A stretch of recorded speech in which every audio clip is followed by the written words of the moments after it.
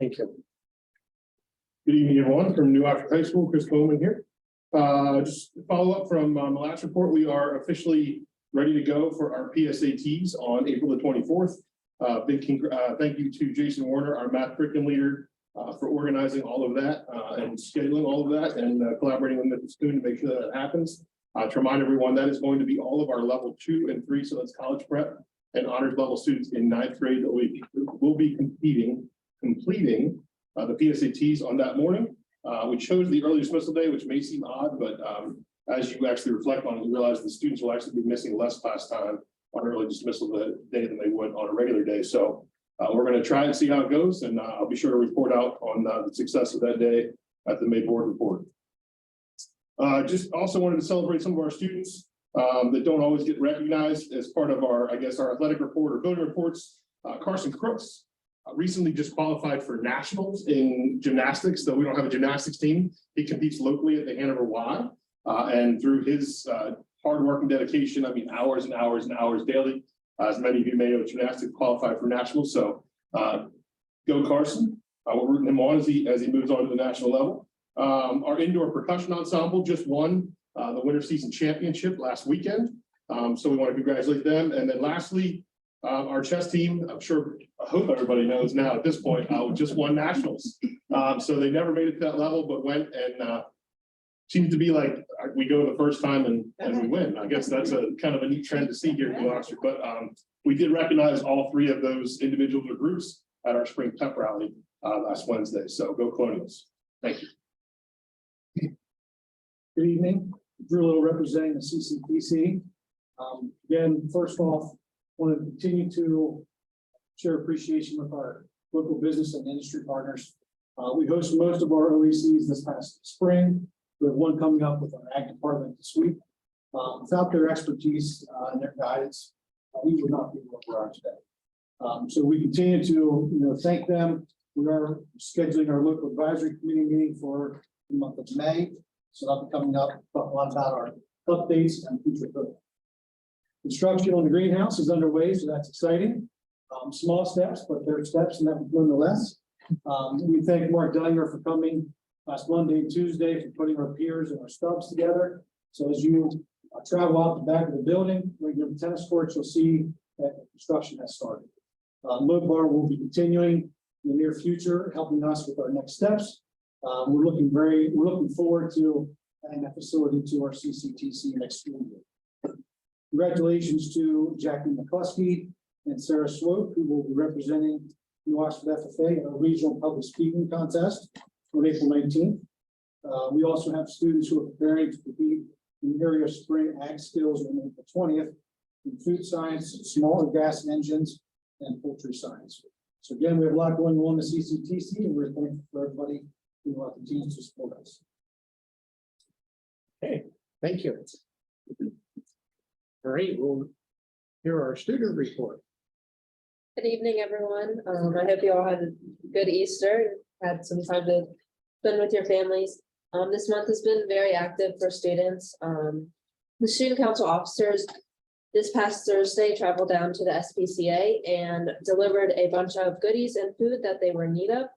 We bought these items from our Puppy Bowl earnings from the previous month that I recognized at the meeting before. So it was good to see. I sadly couldn't go on, but all the other officers got a good picture, and the SPCA was very happy and thankful. Also last Tuesday, our varsity club got the chance to walk across the street to NOE to hide some Easter eggs for the kindergartners, which they absolutely loved and enjoyed, and it was crazy, and the eggs were gone in like 2 seconds. And then finally on Wednesday, we held our final pep rally of the year. Students participated in different events, including a sibling relay race for the first time. I myself participated with Tanner, and I hope they keep it around because it was a lot of fun. I've already been told I'm on the deck with my son. I can't wait.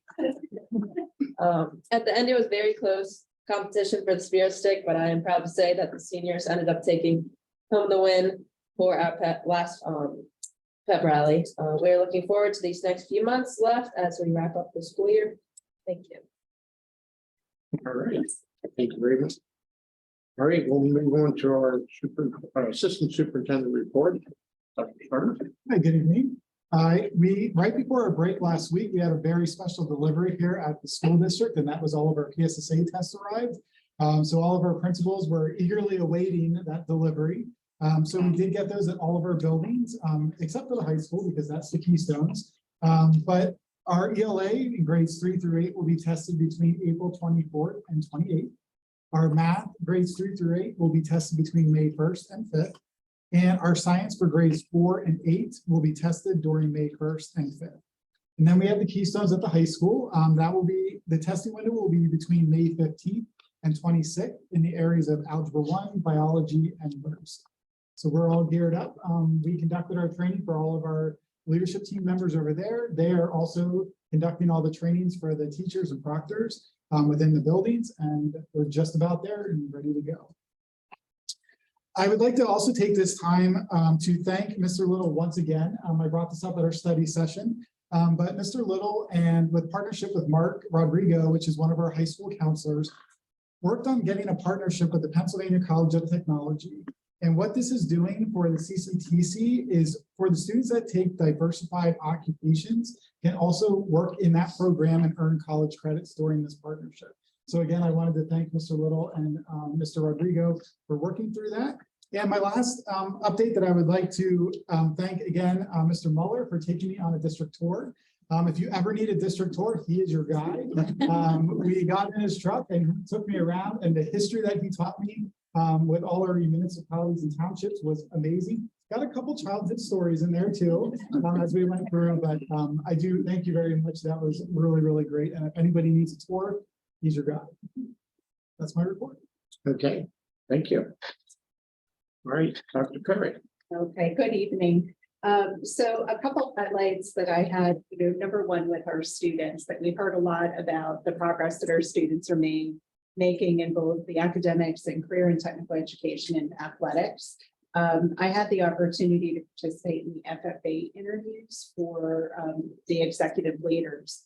And I think that it's fair for us to say that our future is bright with our young leaders within our schools.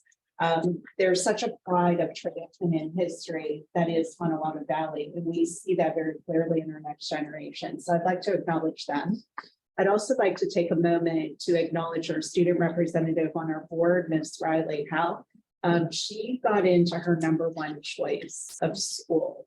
And this was quite a journey for her. And she just shared that she put the money down, didn't you? So she made a commitment. So I did want to acknowledge her. Which is Go ahead. University of Florida.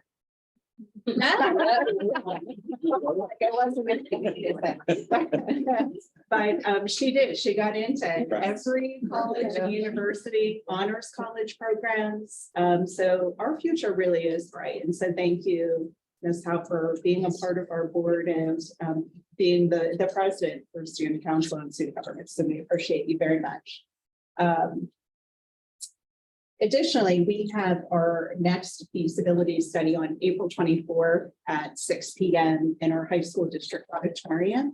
And I do want to thank our local municipalities for bringing forward a lot of data that was inaccurate that we've been collecting.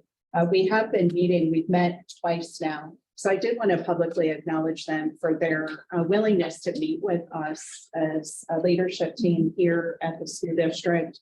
And that is also a theme that I wanted to highlight this evening, are our partners, so whether they're our municipalities or whether they're our industry partners and members of our community, we appreciate you very much.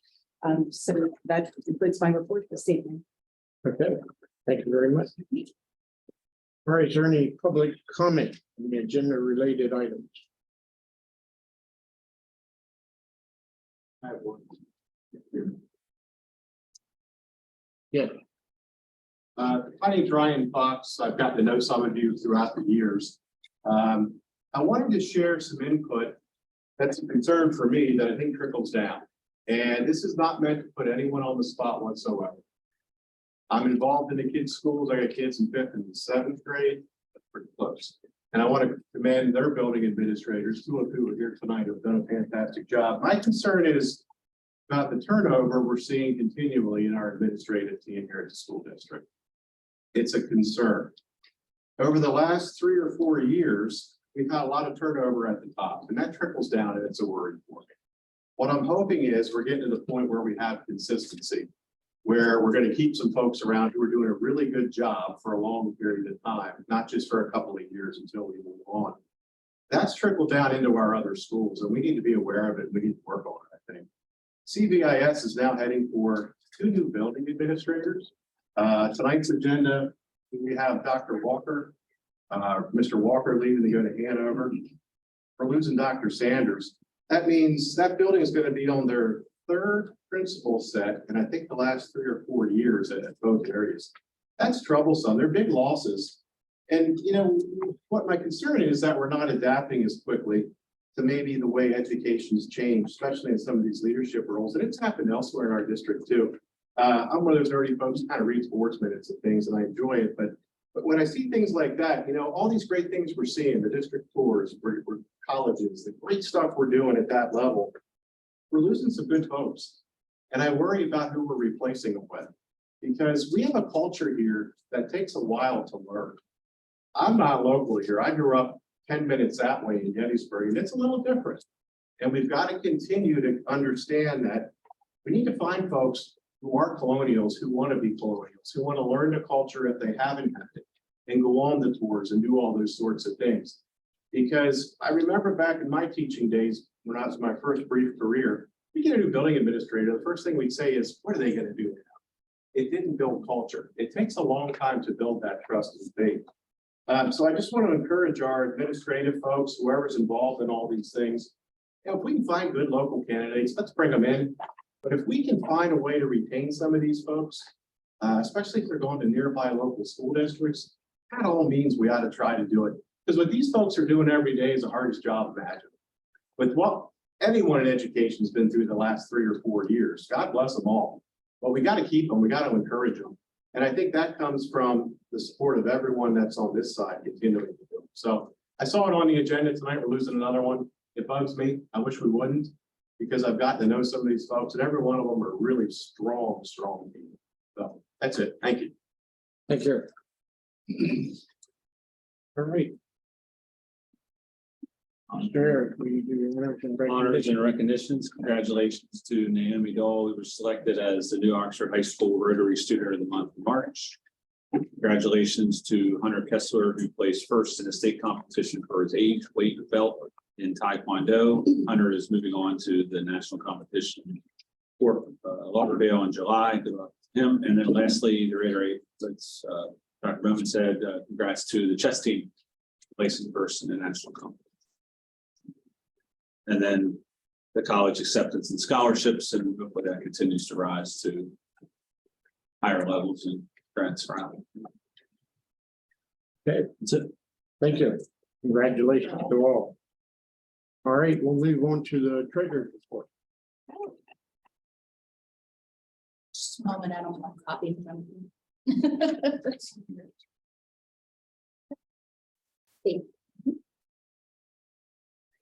The treasurer's report reports that we have $21,393,050.73.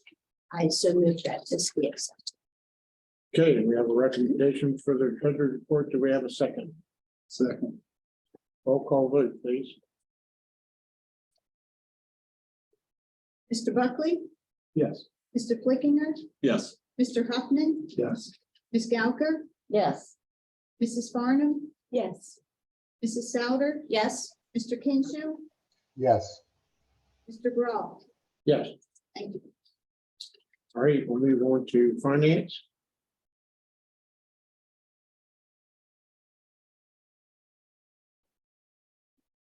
I recommend for approval items 1 through 3 and additional items 4 and 5 for board approval. Okay, before we move on, Mrs. Duncan would like to say a few words about the upcoming budget for next month. I just have a few slides I just wanted to review. This is just a continuation of the presentation from last Monday. And there is no vote tonight. This is just, again, just informational. So as you can see, we always like to start out with our mission statement, and everyone can see what the mission statement is, and keeping the vision. Our budget's always paired using the vision and mission as our goals.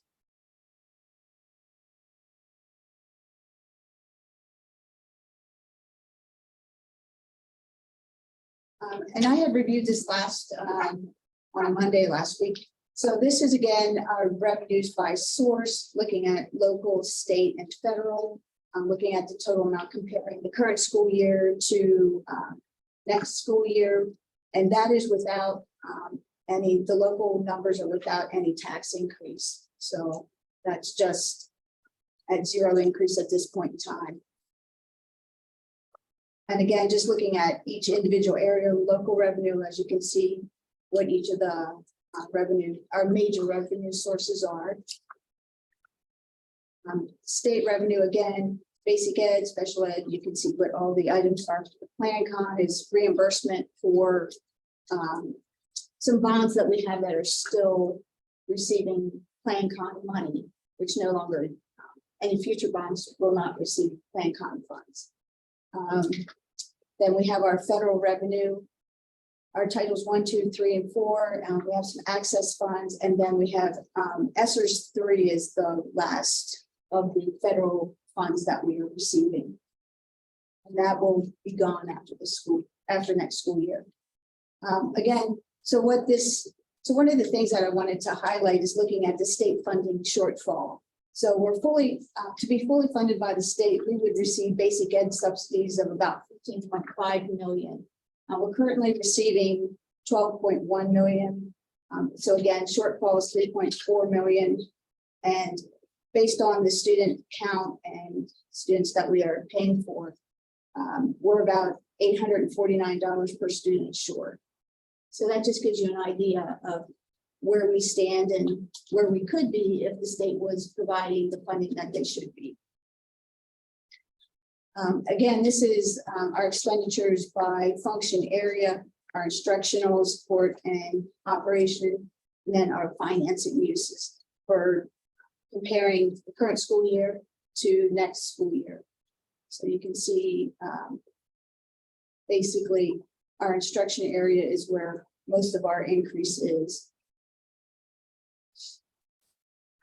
Okay, this one's a little bit small, a little harder to see, but it's our expenditures, again, the same expenditures, but just in a different format, looking at salaries, benefits, our purchase services. And I had gone over these items last Monday.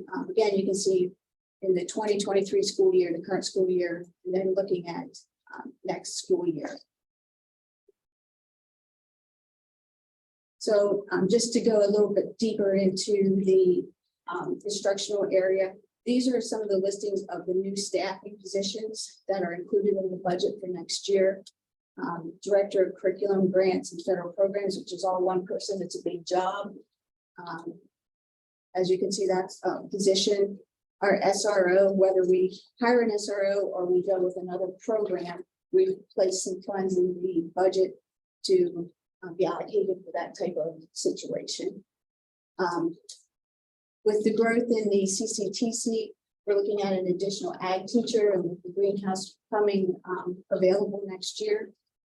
And then, as they had indicated at NOE and CTE, how the reading specialists have been so advantageous to that building. CVIS is also in need of a reading specialist and also a counselor at CVIS. And then another area that needs attention is our math area. So we're looking at NOE and CTE math interventionists. I don't know if there's anything else you want to add. The only thing that I can add to that is that all of these positions were part of the larger master staffing plan that we've been talking about over the past couple of years. And they also directly align with our curriculum review cycles. So when we had added the reading specialist position in CTE and NOE last year, that was coming off the research year, and that was one of the recommendations. Similarly, the NOE math interventionist at each school, that's a recommendation coming from the math committee.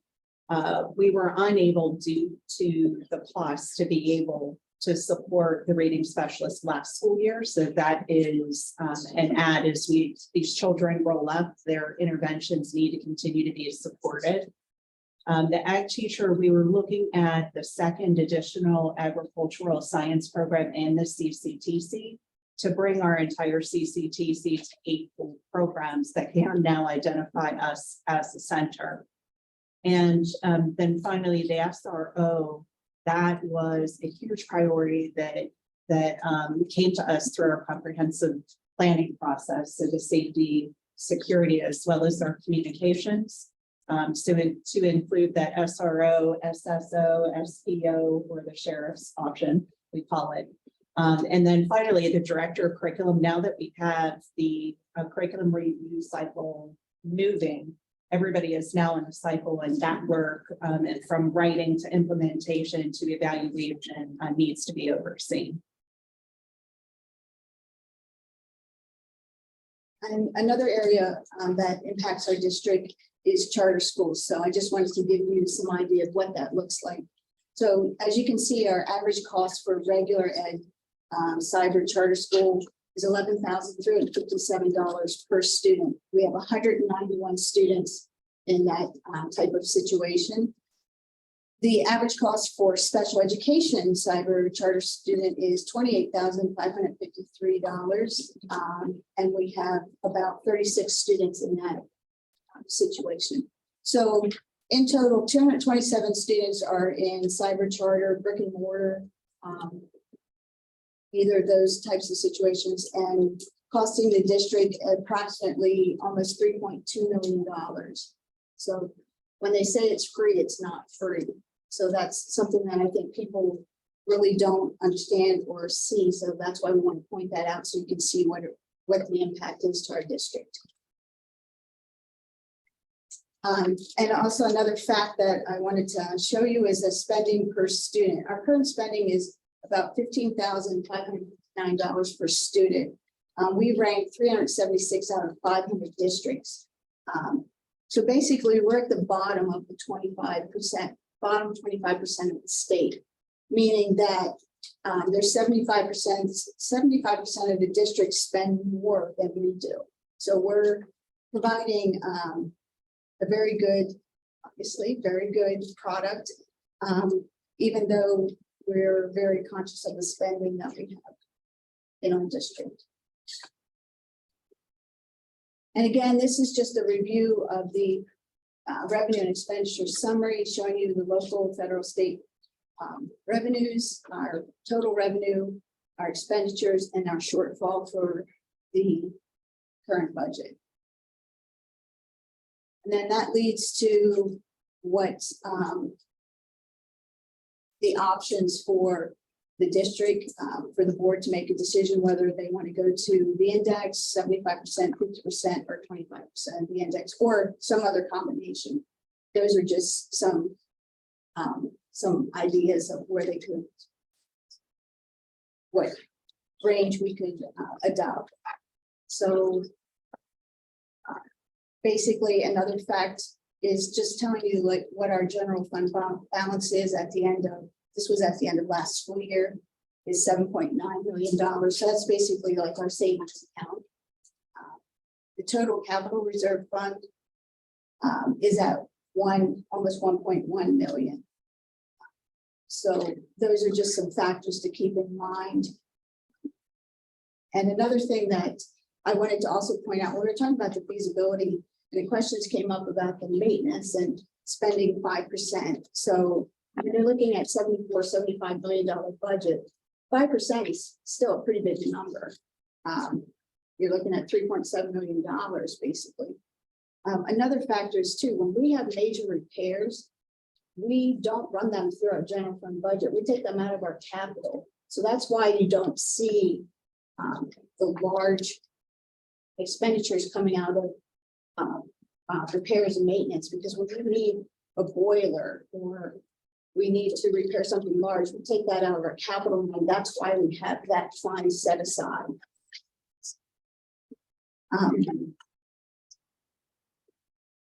At this point, then I just need direction from the board as to where we will go with, if there will be a tax increase, what level. Next week or next month, I'll present a full budget that will have all the nice graphs and things like that. And we would be, next month would be the vote on the proposed final budget. So there would be a vote next month, and then the budget would lay open for till the following month in June, which would be then the adoption of the final budget. Is there any questions from the board? I do have a couple questions, although I think it's probably Dr. Perry, and Dr. Sterner. So the first question on the math specialists in the elementary, is that similar to support a similar goal of what we had with English, where the goal was to have all of the students at grade level by the time they reach the third grade, and is the academic data there similar to English, where that is the key grade level that I think was phrased last year, that if they learn to read first 3 years, and then the next 9 years are spent learning. And if they're trying to learn to read out in grade 4 and beyond, they're falling behind because they're not focused on learning. Is that similar to what we would project with math? Yes, you're absolutely correct. And a math interventionist is not only meant to help our students directly, but also help our teachers in giving them the resources that they need to help our students that are at most need in the area of math. We are looking at 2 positions so that our students at both elementaries have that experience as well, and getting that intervention that they need, and also our teachers. So you are correct. Okay, thank you for clarifying. And then a question on the curriculum lead and the grants lead. So part of that, and I know we've in the staffing plan, one of the visions was to have a position that could oversee and help with the 5-year curriculum cycle, but at the same time have capacity to start applying for program grants that we don't have the capacity to do so. And ideally, it could put the position to be where it would pay for itself in the award of grants. Is that the vision for this position, to support that 5-year review and to increase the grant application? Yes, exactly. Yes, that was perfectly said. As we begin to add new curricula to the cycle, so for example, next year is a complete state mandated overhaul for science, which will require us K through 12 to dramatically shift that entire curriculum. There's going to be additional heavy lifts just in the standards alignment piece, as well as the actual writing of curriculum that's mandated K through 12. So that is one of the main reasons. But the grants we have our federal grants that Mrs. Duncan made reference to, the Title 1, 2, 3, 4. We're looking at seeking the Perkins grants now that we have that ability through our Colonial Career and Technology Center. We would like the opportunity to go after that grant. And because we would now have 8 programs as approved by the board, we're now eligible for additional competitive equipment grants. And we're already eligible for supplemental equipment grants, and that's just for the CCTC. So that would be in collaboration with Mr. Little. But also there are a lot of private grants that are out there that we just are unable to spend the time to be seeking those opportunities. And that was a wish of the board from last school year, is to increase, or to the degree that we were able to be seeking those grants to help develop our programs. Even if it's inconsistent money, it would be additional revenue. So absolutely, that would be to support all of the regular grants as well as the additional grants, and in private grants as well. Okay, thank you. And then the last item related to the charter schools, do we, the last several years, over the summer, we've had an outreach program with a goal to bring back, I think it was 60 students in each of the past years. Do we plan to pursue that again this year? Yes, that is an ongoing way of doing this moving forward. Okay, those were all the questions I had. Thank you. One other question. You had said previously, I think last year, about maybe a grant for reading specialists. That's still there potentially for the district, For safety and security. not reading specialists. Reading specialist grant. I thought there was a grant that we had talked about. Oh. We needed 3 specialists, that there was a grant. Title. It was the Title I grant. Okay. Mhm. You wanna talk about that Yeah, at all? so Title I allows us to support our students that have reading needs within our elementary buildings. And one thing that we can do with Title I funds, once they're awarded, is we can actually pay salaries using those, that grant money. So. I just want. Thank you. Yes, we do utilize the Title I. Yes, putting those funds in somebody's hands to determine whether or not it can save us $1 here, $1 there, but if we don't pursue them, they don't come to us. They don't send anything to us for free. So somebody has to work them. And we are in dire need to make sure that we are grasping for everything that we can make sure that we're sending out our essays and things like that to make sure that we're getting every penny that we can. Because as you saw, we're still at a shortfall for everything we do. So. All right, from there, Mr. Duncan would like to know what percentage that we are going to put towards the budget. As far as Could you bring those percentage totals back up on the screen for me, please? I think that was one of the slides.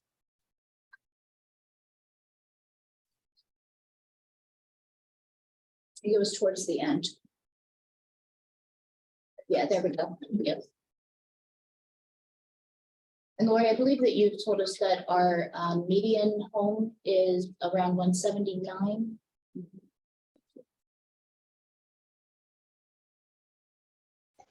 So I can answer that. The median's about 217. You just round up to 220 per the 2021 survey. Okay, so that's risen just a little bit. Thank you.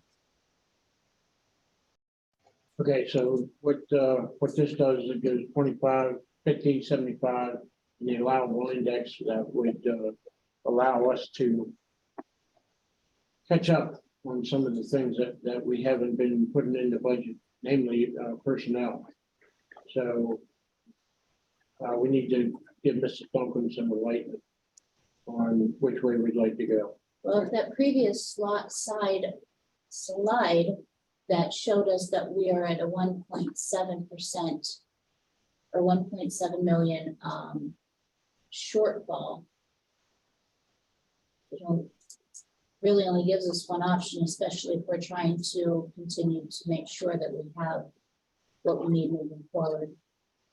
Well, you see the shortfall there. Yeah, It's like any other household. If you keep taking out of the savings. savings account, sooner or later you won't have a savings account. And it's like Mrs. Duncan said, there at some point, if something major does happen, we don't have some type of reserve. We may or may not be able to function.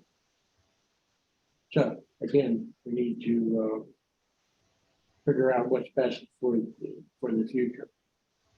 In a previous document, we were given indications of income versus shortfall. I believe going to the, 100% index and 75% 50 and 25.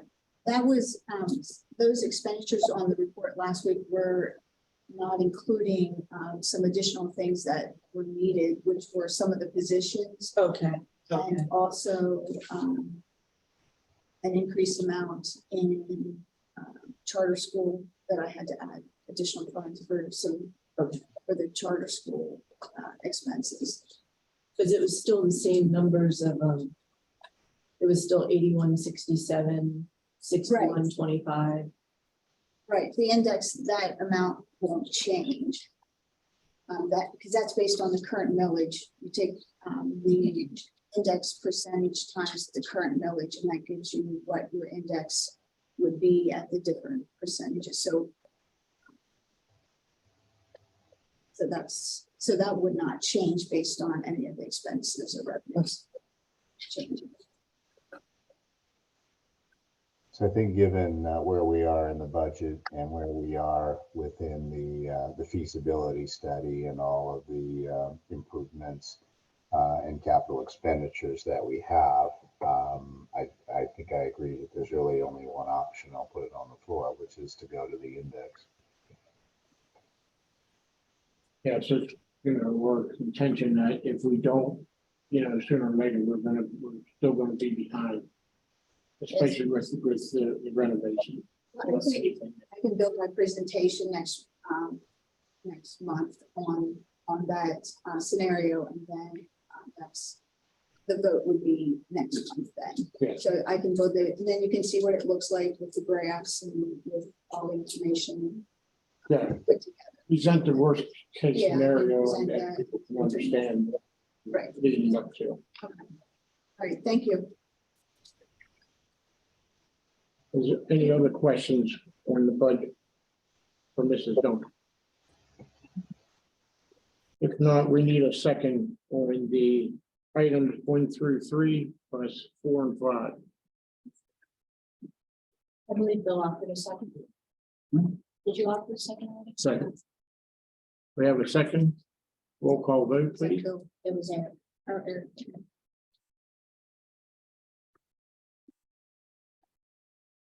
Mr. Flickinger, Yes.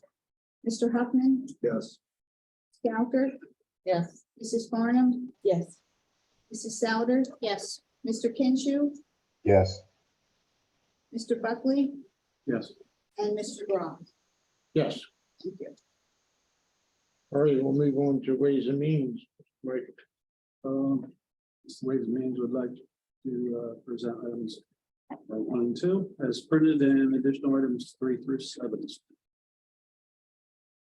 Okay, we have recommendation for 1 through 2, 1 and 2, and 3 through 7 as additional items. Do we have a second? Second. Any addition or correction to those line items?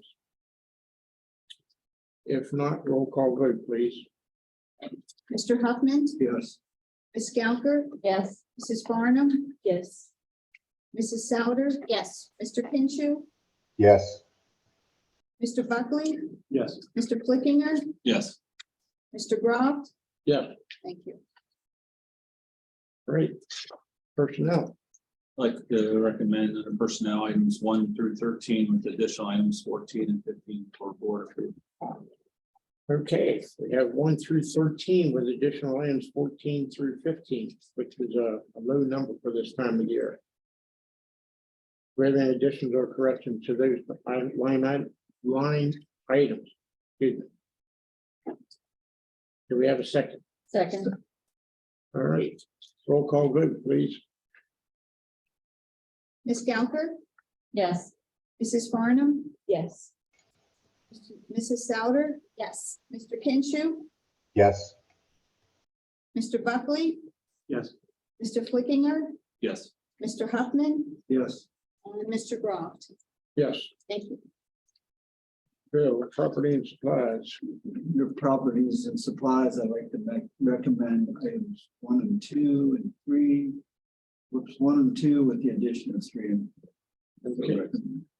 All right, we have a recommendation for line items 1 and 2, and additional items of 3 and 4. Any additions or corrections to those line items? Do I have a second? Second. All right. Second, roll call vote, please. Mrs. Farnham, Yes. Mrs. Souter. Yes. Mr. Kinshu, Yes. Mr. Buckley, Yes. Mr. Flickinger, Yes. Mr. Huffman, Yes. Ms. Gauker, Yes. and Mr. Groff. Yes. Thank you. Any other business that may properly come before the board?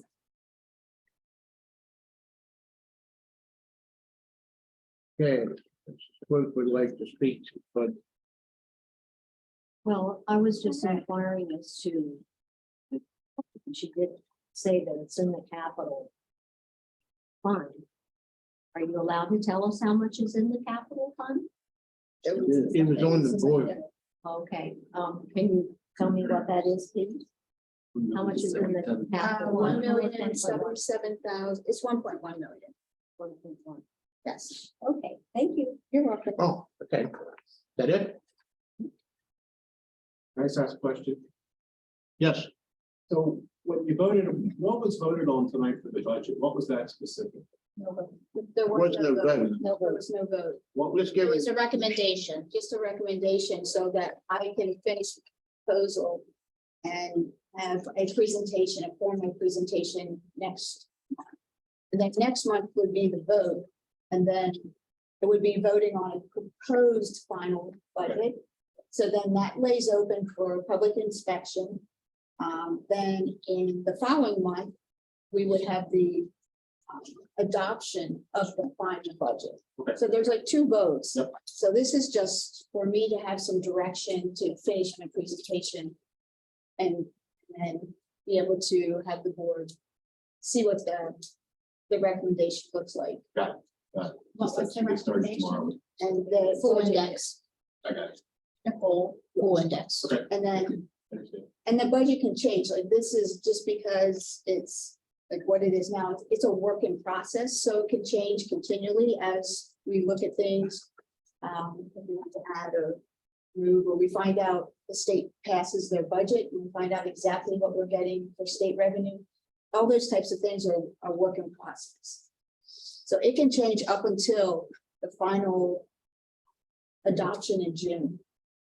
If we receive better information from the state or something of that nature. But the history has been, we don't know until, and we already have to pass our budget. Yeah. And the state doesn't release the funds till June or July, end of June. and they may be in addition, or they may be less, which means that everything Mrs. Duncan does is speculation. And then we're left with what may be left. Okay, so that's why it's so difficult every year. We're doing the same thing year after year after year. And we've been underfunded so long that, you know, we just basically know we're probably gonna be at a stalemate. Okay. Dates to remember. Excuse It was me, mentioned, Mr. President, I do have one online public comment. oh, I'm sorry. This is not regarding our agenda item. So this was from David Northup, who is a district resident on Pine Run Road. As there is no national consensus on gun control or expanding mental health resources, what specific elements are you implementing in your school redesign to protect children and teachers from random violence? And how are you hardening schools? I'd like to get Mr. Miller to take that, and then I can piggyback off of that relative therapeutic ability study. Yeah, certainly, Dr. Berry. I think it was Thursday before we left, I sent an email to all of our parents. You probably got that regarding the steps that we're taking in terms of securing the district. That's very similar to what I sent to staff. I went to post Nashville, just making sure our stakeholders know exactly what we have planned. One of the things in there I mentioned tonight with our safety task force, 29 members strong, not just teachers, not just admin. We have the director of transportation involved in that, Mr. Eppley with technology, Mr. Murn with maintenance. We have first responders on there, and we're all coming together to make sure that we are using the best practice approach that we possibly can with the emergency operations in our district. So that is important. We're trying to adhere to Act 44. With that, I've given reports in the last couple of months with our risk and vulnerability assessment by the state police. They've been in these buildings, all 5 buildings plus the district office. They've combed the exteriors, the interiors for just that risk and vulnerabilities that we have. Those are physical types of things, and also some policy stuff. So I'm waiting for those reports to come back. We've done a school climate behavioral health check in all 5 buildings as well. That involved a multitude of different staff and some students too, I believe, at the high school level anyway, talking about how connected kids are to school, the overall climate of your buildings and those sorts of things. So I can't wait for that to come back and figure out the areas that were strong and the areas that we need to work on and improve. So there's a lot of things happening with that. I mentioned that the Attorney General's office offers a number of free programming for kids and parents. Most recently, I just mentioned that tonight with cybersecurity coming in. So what that means, so we're trying to cover all bases, looking at not just staff, but also students. I've been meeting with, again, this thing with safety and security with police, security officers, sheriff's department, the police force. I mean, that talk, again, I mentioned the feasibility. We're one of a couple of districts here in Adams County, and there's only one in Wood County that does not have that. But so we can see tonight that's built in, but that's important. That was something we arrived at with our comprehensive plan. So the board, the district is taking it very seriously. And again, we're looking to make sure we get that right. We want the right people, we want the right philosophy and the right approach. But that's important that we have people here in the district as well. So there's a lot happening, and there's a lot to do. But again, I think I also mentioned last week on Monday, I think Mrs. Farnham, you brought this up, Pennsylvania Commission on Crime and Delinquency released post-Nashville some free money for schools. That's a little unclear right now in terms of what that's going to look like, which I guess a lot of that is from the state, and you probably do have that a lot with your previous role and the role now.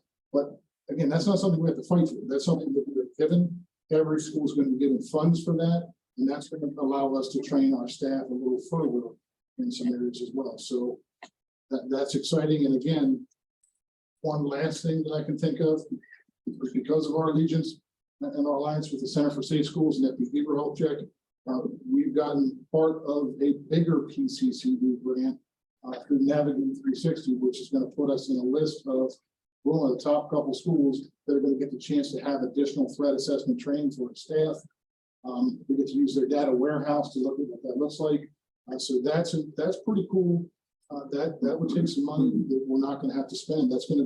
We're going to be a pilot school for that. So that's in addition to what was released post Nashville for training as well. So we're trying hard to make sure on the front end, I used the term last week in the feasibility study, the whole left of bang approach, the bang being the negative event. Well, we're working on the safety piece of it, and if something happens, what we have to do, but leading up to that, but retraining our staff for the right things to look for, or we train our students to make sure that they're submitting tips when they see something, and kids see everything, as you all know. So again, that's a big part of it too. So this is a large task that we're tasked with, but there's a lot to do. We'll make some strides in it. So I appreciate that very much. Mr. Yes, Huffman. excellent. I'm sure you have a very good rapport with our local police force. Absolutely. Did they enter into this at all with us getting a different, So Dr. Perry and I met for probably an hour or so a piece, December, January, and maybe February, with the police commission and Chief Staub. We do have a very powerful relationship. They're in I our thought you business. did, but I just want to make sure that they're kind of included in this whole thing, that we don't come up with our own idea and it doesn't, they don't fit in at all. Well, they do. If that's a route that the board takes, I think based on my presentation last week, if we check food coverage, or whatever coverage we pick, we're gonna have to fund 72% of it. Right. Whether it's full or Right. partial. So that's a sizable chunk of the full, anywhere to offer around 55,000 with benefits and everything else. So that's a consideration we'll have to make. But again, if it shows another route, they're still here. They're not offended that we work. I was with the Chief Staub, one of the guys with me last week. Yeah, I don't want them to be offended that we do something. And Corporal Copley, they're both on our safety task force. And yeah, I mean, that's. And Chief Thank you. Baumgartner as well. Chief Baumgartner was there as well. Thank you. Yeah, sure. So the additional layer on this and the focus on mental health. So we did hear Dr. Corbin talk about the partnerships that we have to increase our mental health supports within our school.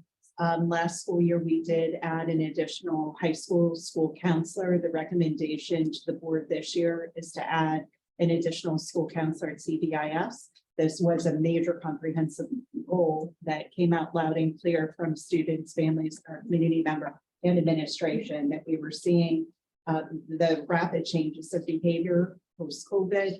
So we do need to address that. So we also have reinvented our wellness committee, which includes mental health. And as Mr. Muller talked about, it was for students and the adults. So this is a full court press that we're really working through, and we're putting the very best supports that we know that we can put in place along those lines. As part of the feasibility study, so to the question of the hardening of our facility. So we have the RBAT, we have the data that's going to be coming that we shared with the board and the community when that's available about where are our actual vulnerabilities. They usually revolve around the use of doors. And so that will, I'm sure, will come out as a word of advice, is no propping of doors, it already is. And also access. So how are people entering the building and leaving the building? So reducing the number of access points to the building is one of the quickest ways that doesn't require any funds that we, funnel the people through specific doors. But in both options, whether it is a new school facility or a renovation, there are secure vestibules that are planned as part of any of those options to help us along with that. So, we're pleased that we've already been doing that research, and we've been talking about that since 2021 to help further secure our facilities. The trauma-informed approach talks about the tiers 1, 2, and 3, Yes. from universal to more targeted. Yes. Dr. Sanders, so sorry, was that what you were referring?